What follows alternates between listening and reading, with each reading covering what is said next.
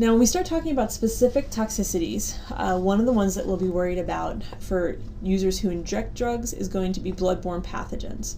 So this is a toxicity that's not related to the drug itself. If you are an injection drug user, and if you share needles and you use a dirty needle, the bloodborne pathogens that you might be exposed to are not directly related to the drug that you might be injecting, but it is related to the equipment. So we share needles and then we pass infectious agents directly into the bloodstream. And these are things, of course, like HIV, hepatitis B and C, some really nasty bloodborne pathogens that can be passed this way.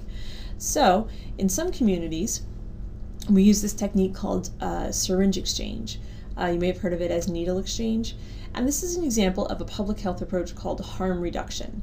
Now, ideally, we would of course want to see the person using injectable drugs to stop using drugs altogether. But that is a complicated problem that we'll continue to talk about throughout the semester. Immediately, we know that if the person is sharing dirty needles, that they are exposing themselves to this health risk of bloodborne pathogens.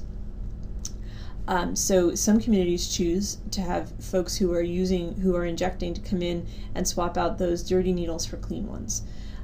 Obviously, there are some people who have some other opinions about whether this is a good idea, but we do know that if local governments provide this option, that we lower the rate of infection in those communities of injectable drug users. So we'll talk a little bit more about that later on in class.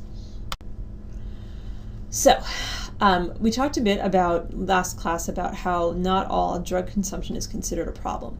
But obviously here in class we're going to be focusing more on that, on problematic drug use. And again, we're not really going to use that term addiction because we have a very hard time defining it, and we're looking for a precisely defined term here in our class. So when we try to talk about whether someone is addicted to or dependent on a drug, we've got some important questions. The first one is it a problem?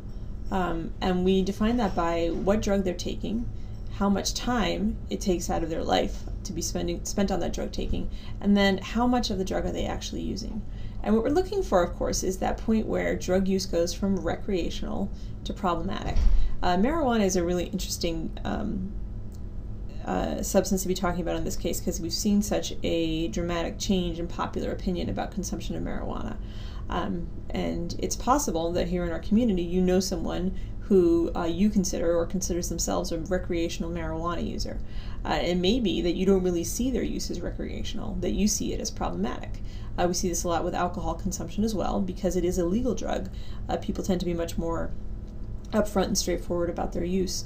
And you may have that in your in your network of friends as well, someone who considers their use of alcohol recreational where you see it as problematic. Throughout the class, if any of the situations or scenarios that we discuss seem to refer to someone you love, maybe perhaps to yourself, we do have some excellent resources here on campus for you to go to when we talk about substance dependence issues. And I'll be posting to Web Campus information on Hyper. This is our support system here on campus. A group of undergraduates, graduate students who come together to talk about recovery issues. And it stands for Helping Young People Experience Recovery. So along the way, if you have any questions about dependence issues, please feel free to email me through the course, ask about a problem with a friend, or to reach out to some of our other on-campus resources, which I'll be posting to Web Campus for your information. Now, when we talk about what makes a person dependent on a substance, we have some basic processes that we're looking for. These are things that occur with repeated drug use. The first one is tolerance, and then we're looking at physical dependence and psychological dependence. Now, all of these can be defined and studied much more carefully than a broad term like addiction, and they are all able to be measured in a more precise way. When we talk about tolerance, this may be a term that you're familiar with in terms of alcohol consumption. And what we're talking about is the fact that novice users may experience different effects or more strong effects than individuals who've been consuming the drug for a longer period of time. And what that means is if you're consuming the drug because you like the after effects, then as you develop tolerance as an experienced user, you may need to consume more of that drug to experience the effects that are appealing to you. Basically, the body likes to maintain itself in a relatively steady fashion that we call homeostasis. So your body, if you're going to continue to expose it to the substance, is going to find ways to compensate for the chemical imbalances that the drug causes. Now our other category, our second category, was physical dependence. Now physical dependence has a very straightforward definition, and that is the occurrence of a withdrawal symptom if drug use is suddenly stopped. Typically, we're going to see tolerance come first and then physical dependence come after. And then physical dependence means that your body has adapted to that presence of the drug as a regular feature of your life. And when you stop consuming the drug, that you start to see those after effects, that withdrawal syndrome, because you have stopped consuming.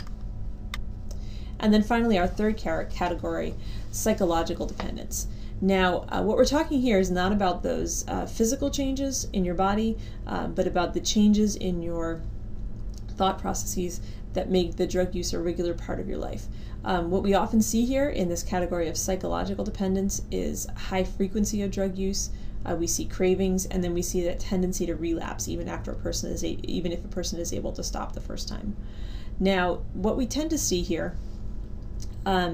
We tend to see the description of psychological dependence, meaning that the drug taking is reinforced by consequences. So if you are taking the drug to alter your reality because you find your current reality negative or depressing, and the drug makes you feel better, then you see the drug reinforcing your psychological desires. So the drug taking is reinforced by the consequences. And we see evidence when we look at dangerous drugs and laboratory animals, that animals will engage in the same behavior. If they're exposed to a drug of abuse, they will engage in the same behaviors as humans, even when that behavior is self-destructive. Now, we talked about how the legal environment for drug consumption here in the United States has changed, and along the way we've also seen changing views of dependence and what that means here in the U.S. Now, before about 1960, we wouldn't characterize somebody as addicted, and that broader term was more common use at that time. We wouldn't characterize somebody as truly addicted to a drug unless they had that physical dependence that we talked about. And so we assume that if we could treat those withdrawal symptoms, if somebody stops drinking alcohol and starts experiencing the DTs, then if we could treat the DTs, if we could treat the tremors or those withdrawal symptoms, then we'd be able to help that person break their addiction and stop consuming the drug. But we found that people who had no clear withdrawal symptoms, people who were regularly taking, say, cocaine, and didn't experience withdrawal symptoms from stopping taking the drug, did continue that dependence, despite the fact that there were none of those withdrawal symptoms, which we expected to characterize addiction. So starting in the 1960s, we started to look at this a different way. We started to look at dependence as related to a positive reinforcement model. And we found that drugs can reinforce behavior without actually causing that physical dependence. And that reinforcement is increasingly now viewed as the driving force behind repeated drug use, which makes it a psychological issue, which makes it more complicated to treat.